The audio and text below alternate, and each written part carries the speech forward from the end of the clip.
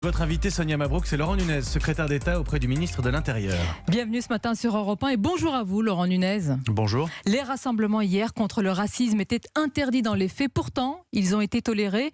Vous avez cédé à la peur ? Non, pas du tout. Non, il y a un décret effectivement qui interdit les rassemblements de plus de 10 personnes pour des raisons sanitaires. Et on peut interdire des rassemblements quand il y a des risques de troubles à l'ordre public. Et moi, là-dessus, je prends toujours mes responsabilités. Quand il y a des risques de troubles à l'ordre public, nous les interdisons. Ça n'était pas le cas.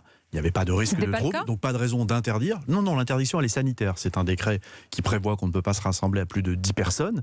Et ceux qui se rassemblent, à cet égard, prennent évidemment leurs responsabilités. On interdit des rassemblements quand il y a des risques de troubles à l'ordre public. Hier, ça n'était pas le cas. Et évidemment que s'il y avait eu des troubles à l'ordre public, croyez bien que j'aurais pris mes responsabilités. Et dans ces cas-là, il y a une intervention des forces de l'ordre. Mais comment vous le savez par anticipation qu'il pouvait y avoir des troubles à l'ordre public ou pas ? Mais c'est le travail des services de renseignement qui font très bien leur travail et qui peuvent prévoir des troubles à l'ordre public. Et quand ça n'est pas le cas, il n'y a pas de raison d'interdire pour ce motif. En revanche, croyez bien que dès qu'il y a des dégradations, des atteintes aux personnes, évidemment, les forces de l'ordre interviennent. Pour beaucoup, vous avez cédé car vous craignez un embrasement dans les quartiers, Laurent Nunez surtout. Non, il ne s'agit pas de céder, ça n'est pas du tout le cas. Encore une fois, vous savez, interdire un rassemblement pour des risques de troubles à l'ordre public, il faut qu'il soit avéré, il faut qu'on en ait connaissance. Il ne s'agit pas du tout de céder. Pour ce qui est de l'embrasement dans les quartiers, il n'y a pas d'embrasement dans les quartiers et de toute façon, les forces de l'ordre veillent et en tout cas, moi j'y veille. Sur l'interdiction des manifestations, on vous a connu quand même moins indulgent, notamment avec les gilets jaunes. On dirait qu'il y a 2 poids 2 mesures. Non,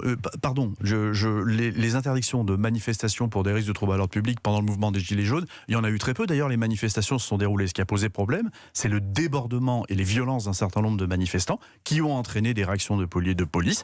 Et je trouve ça tout à fait normal. La police est là pour instaurer l'ordre républicain et c'est aussi mon rôle en tant que secrétaire d'État à l'Intérieur. On va en parler. Alors un exemple concret, la famille Adama Traoré appelle à une nouvelle mobilisation ce samedi, mobilisation nationale. Est-ce que vous l'interdisez ou est-ce que vous la tolérez ? À ma connaissance, il n'y a pas de risque de trouble à l'ordre public à ce stade. À ma connaissance, mais vous savez, les services de renseignement travaillent au jour le jour. Donc la question ne se pose pas. Encore une fois, on interdit une manifestation quand il y a des risques de trouble à l'ordre public. Donc elle est tolérée ? Elle n'est pas tolérée. S'il y a un rassemblement, il se déroule et s'il y a des violences, comme d'ailleurs il y a eu des violences qui ont émaillé la dernière manifestation, uniquement en fin de manifestation, évidemment que je prendrai mes responsabilités et il y aura intervention des forces de l'ordre. Mais pour l'heure, ce rassemblement de samedi, il est toléré ?